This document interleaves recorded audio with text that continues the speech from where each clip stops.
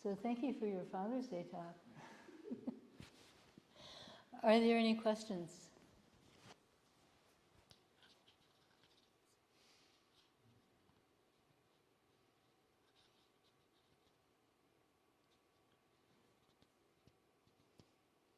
Well, we have some new people here, so I'll talk a little bit about basics of practice.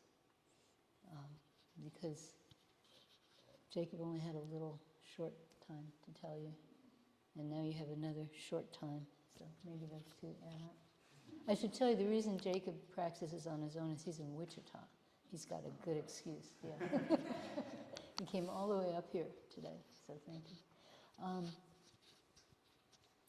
Yeah, so the body is very important. And, you know, this mudra, for people in the room, for people online, this mudra, and holding this mudra here. And the reason is that this brings our energy not up here and not up here, but it reminds us to keep our energy here. And if you've ever studied martial arts, you know they talk about that a lot. In Korean it's called Tanjin, this area. In Chinese it's Chantian, and in Japanese it's Hara. For some reason the Japanese words are often wildly different from the Chinese and Korean words, which tend to be very similar. So we have, you know, our back is straight, and our eyes are about a 45-degree angle, and we have this mudra, and it's centered around our Tian, which means energy garden, by the way. And so the eyes at about a 45-degree angle, what that does is, you know, most people, you have your knees on the floor or close to it, and I have my feet on the floor because I'm in a chair because I have really bad knees. And then your eyes on the floor, that creates a kind of tripod. It sort of creates like it's like very stable. So the eyes on the floor are very stable. Sometimes people meditate with their eyes straight ahead, and then your energy just is always flowing out. But this way you set up a kind of energy cycle. So your energy is going out and coming in, going out and coming in, going out and coming in. And then, and our eyes are open because, well, if you close your eyes, you kind of tend to go to sleep. Or you kind of tend to, your mind will wander more because you don't have what's around you, you know, to bring you back. You know, people who are blind, they rely more on their ears, so that they can't see is not a problem because they're used to relying on their ears. But most people are very visual. Even if your vision is terrible, you still tend to be visual if you have any vision. And then when your eyes are closed, you kind of drift off. So, and the breathing is, the in-breath is a little less than half of the out-breath. My teacher used to say, in-breath count 3, out-breath count 7, but counting is really maybe not so good. But just this sense that the in-breath is about half as long as the out-breath. And you breathe in when your stomach moves out, and you breathe out when your stomach moves in. So your breathing is not from here, it's from below your diaphragm, actually. So your stomach moves out, and then your diaphragm moves down, and then the air comes in. Your stomach moves in, the diaphragm is pushed up, the air goes out. So we have this breathing. And then we usually, your breath tends to slow down. You know, most people breathe, I think, 6, 7, 8 breaths a minute, generally, when you're just walking around. But when you're in meditation, it's very common to breathe 4 breaths a minute, even 3 breaths a minute, and some people even breathe 2 breaths a minute. Just, it happens naturally, you don't have to try to do it. Just very naturally, your breathing slows down. And then the question is, what do you do with your mind? So that's the body stuff. So what do you do with your mind? Before I go to the mind, I want to say, when you're sitting, you need to be very stable. So some of the new people here, I notice you have a little bit of trouble getting your knees down. So you might want to sit higher in a cushion. You might want to try kneeling around a cushion. We can show you later. But you need to be very stable. It's very important to have a stable posture that you can sustain. So back to the mind. So we're a Lin Chi school. So Zen started Chan in China, and it moved to Korea, Son, and then it moved to Japan, Zen. And in this country, the Japanese were here first, so we all call it Zen, whether we practice Chan, Son, or Zen. We're all basically the same. And, but we have very different meditation styles. And in particular, there are sort of two kind of branches of Zen, Son, Chan. And one of them are the descendants of Lin Chi, and we're in that family. And then the other is called Soto, and it's a descendant of two teachers, Cao and Dong. Cao Dong and, I'm forgetting. Somebody remind me. Anyway, but two teachers in ancient China created Soto.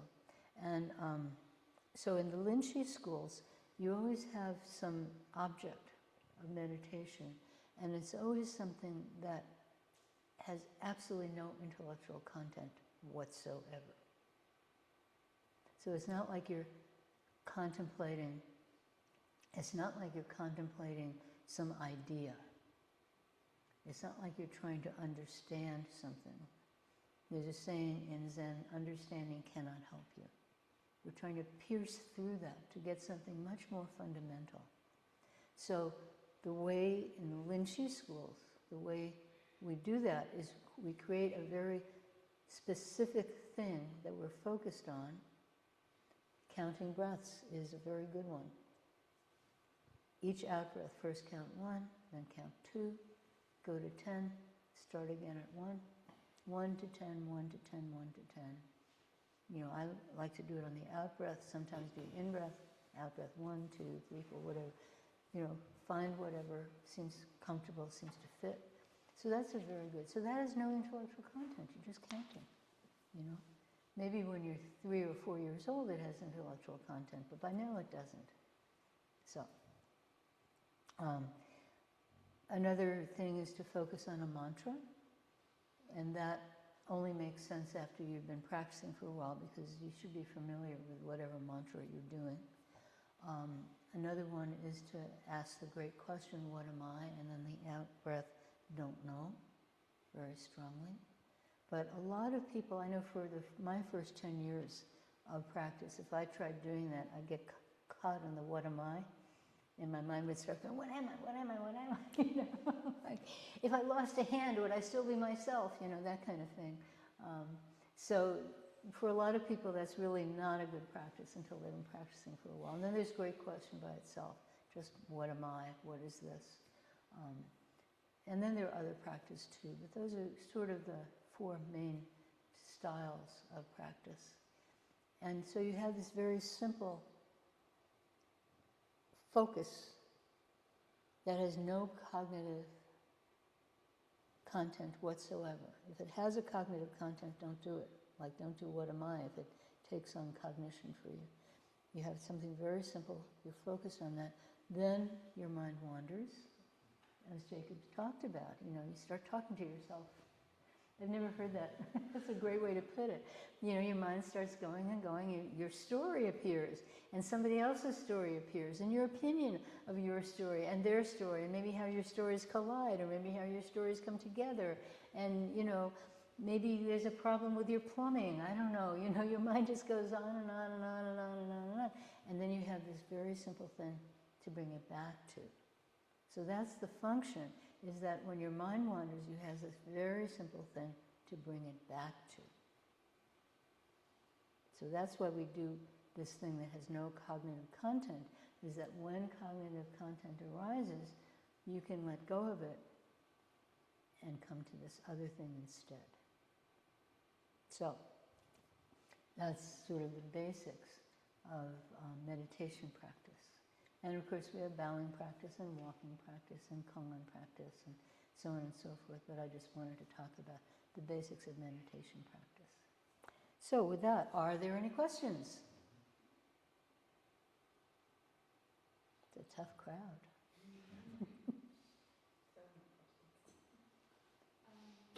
Okay, get the mic.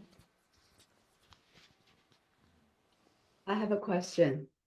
Oh yeah, okay, Shuang. and then you can go. Okay, Shuang, yeah.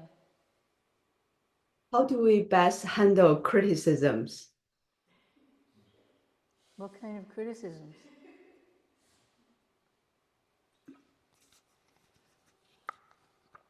Is it justified criticism?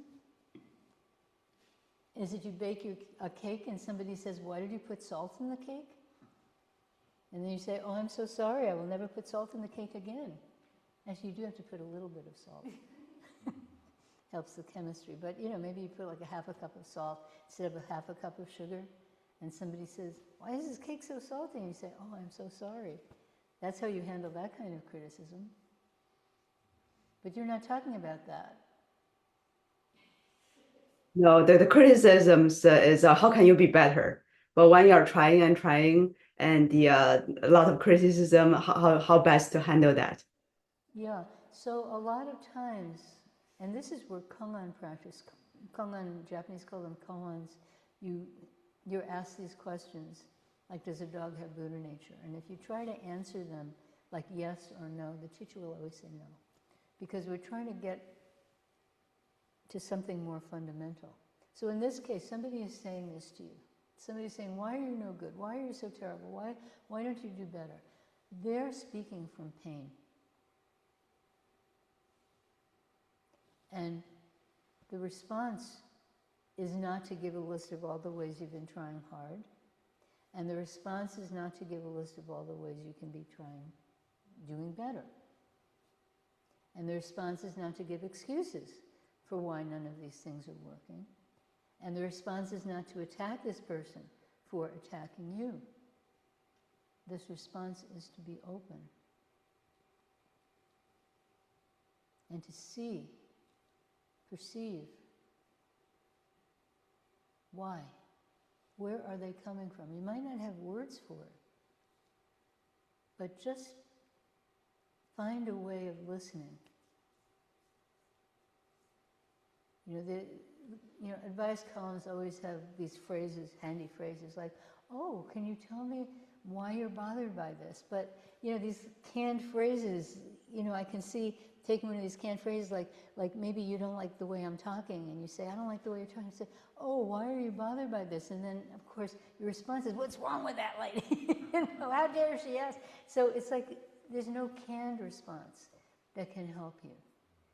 But to have this open heart and to see where this is coming from. And usually things like that are not about the person being criticized.